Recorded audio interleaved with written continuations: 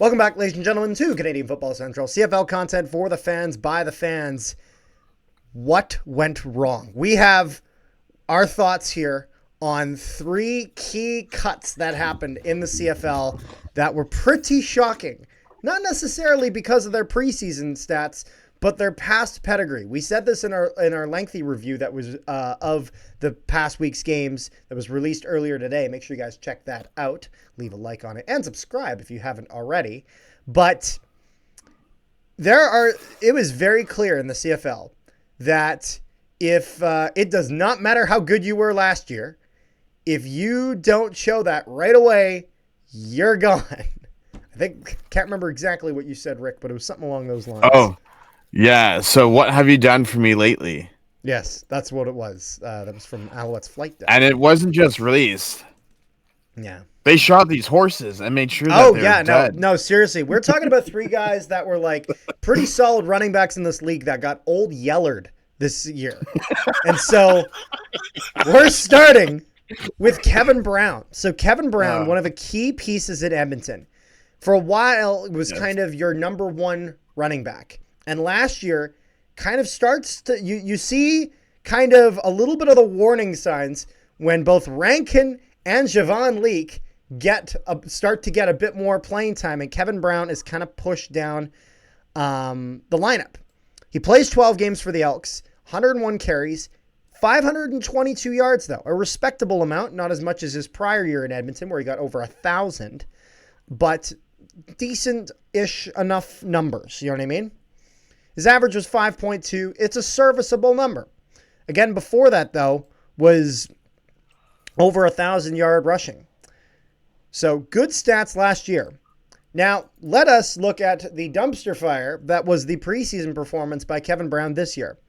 Kevin Brown had 2 carries and got a combined total of 6 yards. And Jaron Mitchell, one of the new faces in Toronto, 7 carries, got a bit more opportunities, 106 yards and 1 touchdown. Not a good look for Kevin Brown, and it's just one of those things where it just doesn't cut it. Hold on. I'm going to bring up a good point that you mentioned. Yes. Jarrett Doge. Yes. I was going to bring that up when we get to our last one, if that's okay. Reminder here, Kevin Brown was playing on the Elks last year, on Toronto this year. A little bit of the right wing was on the wall last year. We're now finally seeing that, and Kevin Brown was cut by the Toronto Argonauts. Kevin Brown now looking for work as a running back. We'll see where he ends up. Old Yeller. If anywhere. But the Toronto Argonauts sign him just to old Yeller him before the season starts. So now we get to a slightly more interesting one, which was Walter Fletcher Jr. He's been in the league for 4 years and was progressively getting, a bit better each year for the most part until, especially if you take into account games played. 302 yards in his first season. He was with the Edmonton Elks. 2021. 2022, 486 yards. Grabs himself his first CFL touchdown that year. 2023, 266 yards. However, he plays half as many games. So if instead of playing 14 games, he plays 7. If you look at his numbers there, he was on track to improve over the prior year. And then 2024, he has a career year. His best numbers to date, 764 yards in 17 games, 4 touchdowns for him, bringing his total yardage over the course of his career just shy of 2,000 yards. His average was very similar to Kevin Brown's, and he played only 1 game in the preseason. He played the Alouettes' first game against Ottawa, which we already covered why that game was a dumpster fire for the Alouettes in that game, so you can watch our video that we did on those week's games to see the thoughts on it. But Walter Fletcher was, for lack of better word, not good. He had 2 carries. He had 4 yards cumulative. The Alouettes barely scrapped up 7 points in the game, and Walter Fletcher had 2 opportunities and did not even get that many in yards gained. And so it's one of those things, if you can't get 5 yards on 2 attempts, it's not going to work. And so this This is is just another situation of a key running back, getting released after he had been with the Alouettes and won a Grey Cup just 2 years ago with them. this is one of those where it's like you do an old yeller and then you kick it to make sure that it's dead because Stop! It's already dead. he had So less rushing yards than Brown, even though it's 2 less rushing yards, but still. yeah. So overall, not ideal. And now, Then we Rick. get to Carter's favorite. Yes, that's right, Rick. And now we are at the fun one, the true disaster, the fall from grace, as I will call it, which is Kadeem Carey is cut from the Toronto Argonauts. And this is going to be interesting because that now means that, well, almost any team can hire him. I can think of 2 teams that won't hire him, aka the team he was at, and B, the team he disowned after he won the Grey Cup. And so this is an interesting situation. Kadeem Carey, the, I guess, star running back for Toronto last year after the departure of AJ Ouellette in years prior, played his whole career with Calgary, starting in 2019, 422 rushing yards, then 869 the next year. Then he has a career year, 1,088. Then gets 476.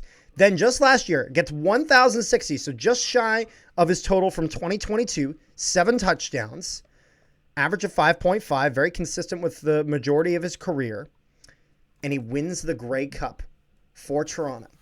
And he makes it very clear about how much he loves playing in Toronto and how horrible it was in Calgary. And he made it a point to stick it to them. And But if we... Yes? I was going to say, to your point earlier, you said 2 teams. We don't know what happened behind closed doors, so they could have said as simple as, this is the route we're going. If it's a dumpster fire, we're going to bring you back. Oh, yeah, I know, but I'm saying it's not a good look. You know what I mean? I'll put it this way. I think it's fair to say that it is not extremely likely that he ends up back in Calgary, as I'm sure the fans maybe won't be as welcoming back, just at least with the comments he had made publicly. Now, a thing that is important to mention, receiving-wise, last year was a career year for him. He got 356 receiving yards. The most he got before that was 248, so significantly better in that aspect. And so was just shy of 1,500 all-purpose yards. Wins the Grey Cup with Toronto. And then in the preseason, he was 4th in rushing yards. He had 3 carries for 14 yards. And behind 3 other players, one of which does not even play his position. This is Jarrett Doege, quarterback, had 6 carries, 39 yards, and 1 touchdown. And so, again, this was kind of what Rick was alluding to earlier, because obviously Kevin Brown played the same game and put up an even worse performance. But just a rough time for Kadeem Carey. And now we have 3 running backs that were at one point starters in this league without jobs. And so I'm curious to see, Rick, what do you think about the potential of these guys getting picked up? Just kind of short, you know what I mean? Okay, so I have two mini questions. If you're a GM, do you want more of a running game like Kadeem Carey, or do you want kind of like a double threat and Walter Fletcher that can run and catch? Yeah, that's fair. The other thing is, Although to be fair, as much as Walter Fletcher definitely had the most success in that regard, Kadeem Carey was better last year than he had been in years prior. But Walter Fletcher definitely is the biggest. Don't get me wrong. In that sense. So, BC Lions have James Butler. He won't go there. Edmonton have Leak and Rankin. That's not. It'd be hilarious if he went there, but he won't. AJ Ouellette in Saskatchewan, Oliveira in Winnipeg. Hamilton has Augustine and Bell. They just had to deal with a divorce with Butler after he got angry being scratched, so I can't see him going to Hamilton. Toronto, if there's a dumpster fire there, William Stanback is in Ottawa.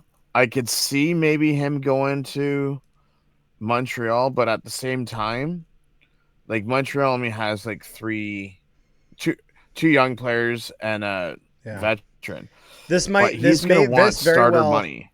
this very much, yeah, and this very well might be a situation where if they want something, they may have to accept that they're not a starter where they are, and at best they're a 1A 1B.